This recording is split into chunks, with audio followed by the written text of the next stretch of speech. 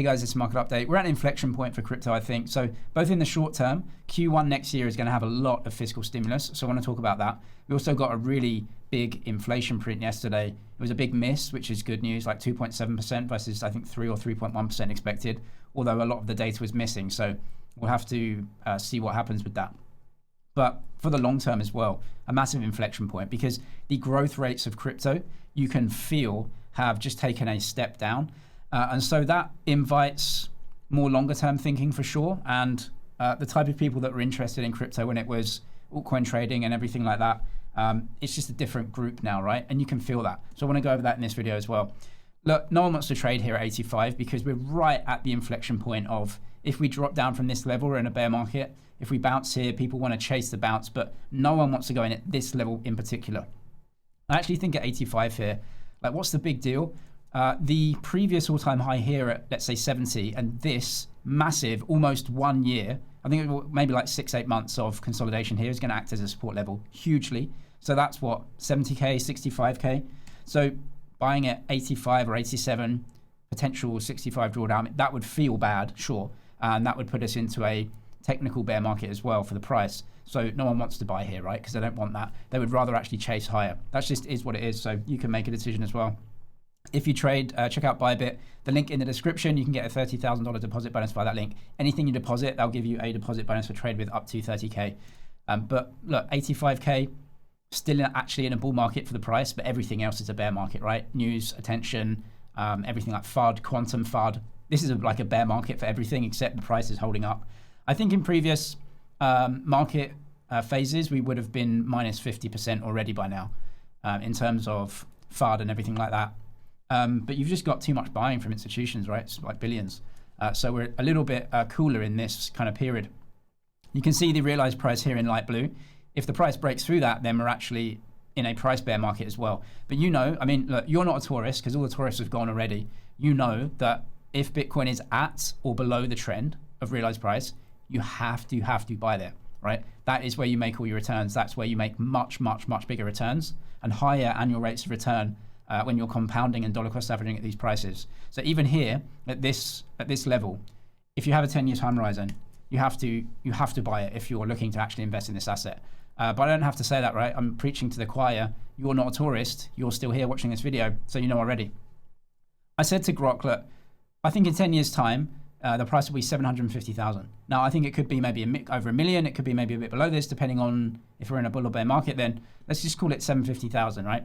So buying at 80, I just put 80 here. We're at 87, I think, but 80,000. If you're buying now and it's 750 in 10 years' time, then you're looking at a 25% annual rate of return or compound annual growth rate right here, 25%. If you're buying at 60, that goes up to 28%, which doesn't seem like a big difference, right? But as an annual percentage, it actually starts to rack up a lot. But in any case, here at 80, if you're actually an investor with a 10-year time horizon, 25%, that's compared to the NASDAQ at 18%, the S&P at, I think it's been like 14% for the last 10 years, but it's been historically a little bit lower than that. Let's say 10 to 15% for the S&P, maybe 15 to 20% for the NASDAQ, something like that. So you're still outperforming at these levels. If we go lower, dollar cost averaging is absolutely important. You're going to be getting much higher rates of return. So you have to actually buy at these levels, which is where no one really wants to buy, which is why you know that you get the better returns. And of course, when most people buy is up here, when we're at all-time highs, 120, 140,000, you're still getting a 20 to 18% CAGR there, which is actually pretty good still. But at these levels, right, no one is interested in a 20% plus annual rate of return. Like if you say to people, look, just tie your money up for a decade, get 20, 25%, they don't want to do it, right? They would rather get into a really risky thing that they think can really explode in the next 6 months. And of course, that doesn't do that. They lose their money. They're back to square one. They're not compounding anything. That's just the way it is. Over time, cream rises to the top. You make the right decisions. You cannot get more out of the market than it is able to provide for you, right?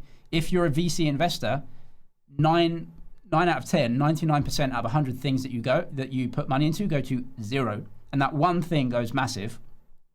We're not VCs. We're not in California, right? We don't know anyone there.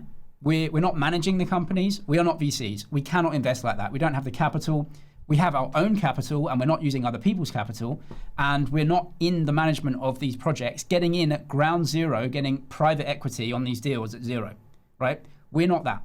We have to invest in public market assets, right? And it's very boring and the rates of return are lower. The only way to win is to get into the best assets and just compound them over time. Bitcoin is still higher yielding than those other assets. You can get into the NASDAQ, brilliant, because you have less volatility to the downside, right? Still yielding 18%, even the S&P at 10 to 12, maybe 14%, still great for a lot of people, right? Because you're going to come back in 5 years' time, your money will still be there. You haven't sitting on a zero, right? You have to compound gains over time. But the difference is big, right? Like if you're buying at 100, if it was 140 now, you're getting an 18% CAGR, so your $1,000 turns into $5,000. That's fantastic. Buying at 60, that is $12,500. So these small differences in annual rate of return do make a big difference if you've actually got a long-term time horizon. The only way to win is to buy the best assets that are going to be around and relevant in 10 years' time. And you can have a mix of them, right? But I think we still have the higher rates of return in Bitcoin. A lot of people don't want that. And so they're not in the market anymore because they inherently know that they're not going to get a 10x in some altcoin, right? They've kind of all failed, and you have to maybe wait until the next part of the cycle where you get new altcoins, and then they go through all of that again. Just invest in the best assets. So I think we're at a decent price, actually. No one wants to trade here because of the uncertainty of do we fall into a bear market or not. But this bear market kind of is very, very different. You have a lot of selling, obviously. I think miners are selling, right? Because it's the 4-year cycle for them as well, right? They have to sell their Bitcoin to fund the new machines for the next halving cycle. So they are probably selling. You've got quantum FUD and just general FUD around. And so there is a lot of selling, but there also is a massive amount of buying. And we're down 30% or something, 30% from the all-time high. I think in previous markets, we would be down at least 50% or so. So you can see there's definitely more buying. There's less volatility. And of course, no one's interested in assets that are within that kind of 20 to 30 vol. No one talks about the NASDAQ, right? But it's created more millionaires and more wealth than anything else because it just compounds 20%, 20%, 20%, 20%, right, over time. No one's interested in that. That's just all people have to do. So some of the volatility is down. I think that's fine. It's still a great time to get involved. 87 if you've actually got a long-term time horizon. No one wants to trade here because they're afraid it goes to 60. But I think if you're trading, buying at 87, 70, 60, 1 quarter, 6 months time horizon, I still think is okay because the macro is not coming into a bear market. I think the macro is actually trying to keep markets running a little bit more, which I'll talk about right now. There's an old saying that bull markets don't die of old age, they get killed by the Fed. And what that means is everything, the price of everything, bull and bear markets, everything else is simply controlled by one thing. And that is the amount of currency in existence and the amount of currency that will be printed in the future. That controls everything. It controls credit cycles. It controls the price of stocks if they're in a bull or a bear market. That's the only thing. Stocks literally cannot go up in price if there isn't more currency around to value them in. You cannot increase revenues, right, over an economy. A whole economy cannot increase revenues consistently over and over and over again unless more money exists. Otherwise, it's zero sum. And then you have some winners, some losers over time. But the amount of revenue earned cannot consistently go up over decades and decades unless there's just simply more money around, right? So if the Fed printed twice as many dollars next year, then the price of everything doubles because we have produced the same amount of stuff. We just have to value it in the dollar, which has doubled in supply. A bull and bear market is simply about credit creation and money creation. That's it. Nothing else. Not crypto, not Bitcoin, not stocks or anything else. That's it. So what are we going into next year? The Fed started printing money this month. Very small, not pandemic style, but they're starting to do it. It's going to just creep in.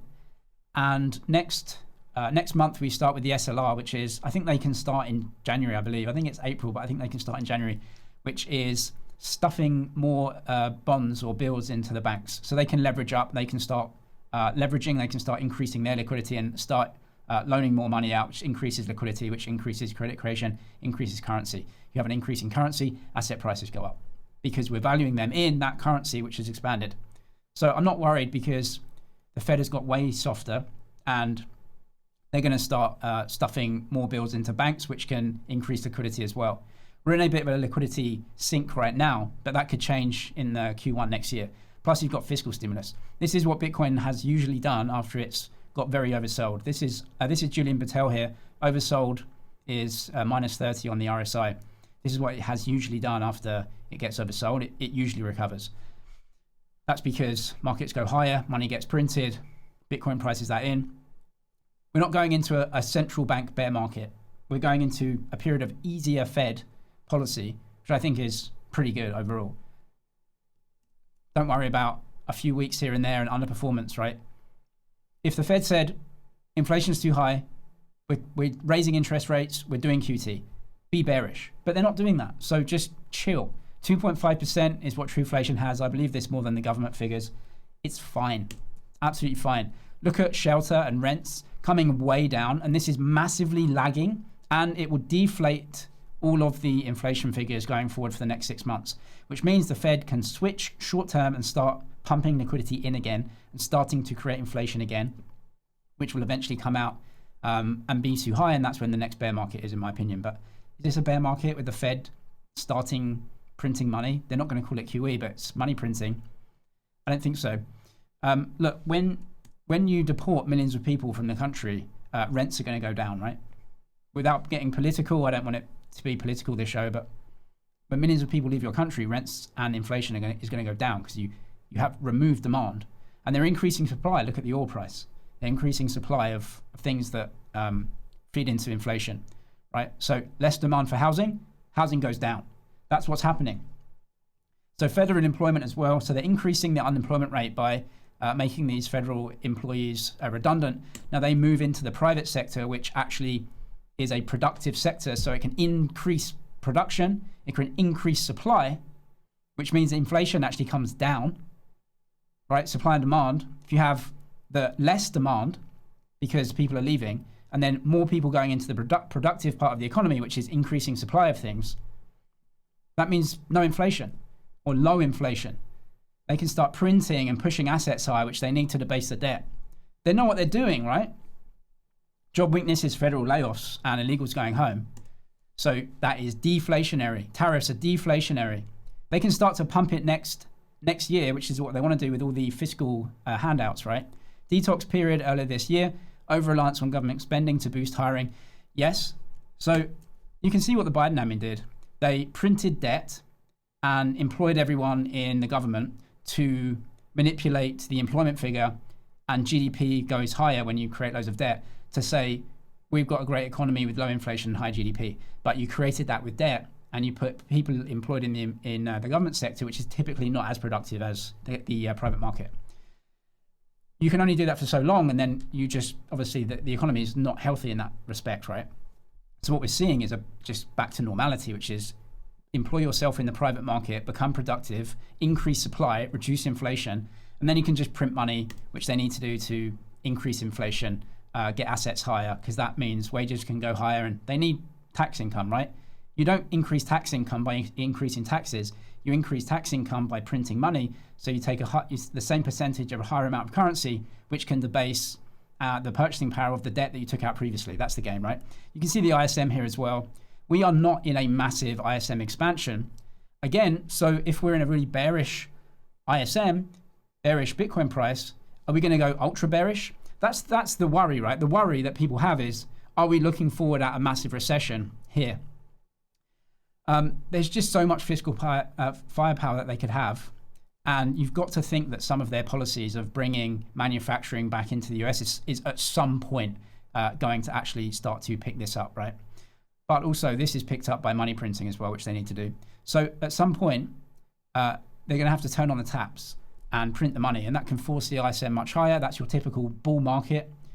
If that happens, which I suspect it has to happen because they need to debase this debt, right? If that happens, Bitcoin goes higher, everyone gets super excited again and starts buying it at those higher price levels, which ironically gives you the lower CAGR over time. So look, 80, 60, these are the times to buy because you're getting the higher CAGR. And even in a trade, right? buy when everything's weak, and then you try and sell when everything's at the top end, which we're not right now. This is definitely a weird cycle for Bitcoin, because usually in the third year, we have a massive up year and big gains, but we haven't had that this year. It's been sideways, actually down. That's good. I hope we finish this year down. We've got like 10 days left or something.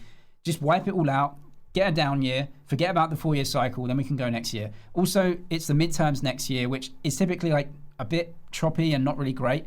But look, these guys aren't stupid, right? These are not career politicians. These are free markets guys, right? Bessent's a hedge fund manager, or was. Lutnick as well, started or kind of took on Cantor Fitzgerald.